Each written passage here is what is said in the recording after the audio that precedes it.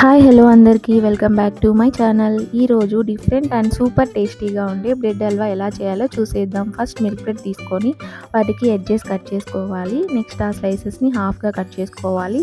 Next ఒక ప్యాన్లో గీ వేసుకొని బ్రెడ్ని వేయించుకోవాలి. ఇక్కడ ఆయిల్ డీప్ ఫ్రై చేయొచ్చు, బట్ అలా చేస్తే హల్వా తినేటప్పుడు ఆయిల్ టేస్ట్ అనిపిస్తుంది. సో అందుకే గీతో చేస్తున్నా.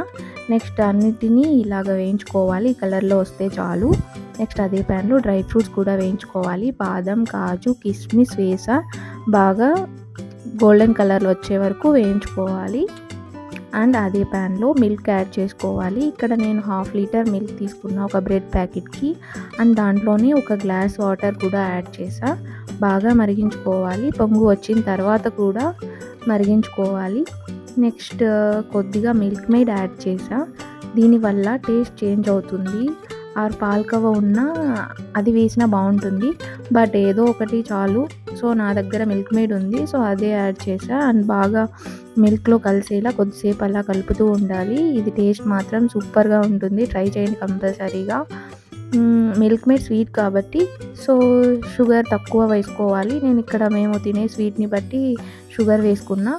అడ్జస్ట్ చేసుకోవచ్చు మనకి నచ్చినట్టు. షుగర్ కరిగిపోయాక నెక్స్ట్ బ్రెడ్ స్లైసెస్ వేసుకోవాలి. స్లైసెస్కి మిల్క్ అంతా పట్టేలా కొద్దిసేపు అలాగే వాటిని డిస్టర్బ్ చేయకుండా ఉంచాలి. నెక్స్ట్ కొద్దిగా యాలకల పొడి వేసుకోవాలి. అంతా కలిసేలా కలుపుకోవాలి. లైట్గా స్లైసెస్ మరీ మెత్తగా అవ్వకుండా కలుపుకోవాలి. అండ్ డ్రై ఫ్రూట్స్ కూడా వేయాలి. మిల్క్ అంతా బ్రెడ్ స్లైసెస్కి పట్టే వరకు ఉంచాలి.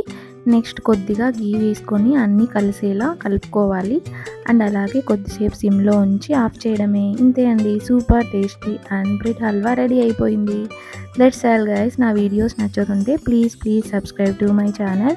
అండ్ వీడియో నచ్చితే లైక్ చేయండి. Please subscribe to my channel. Please మర్చిపోదు. Okay bye.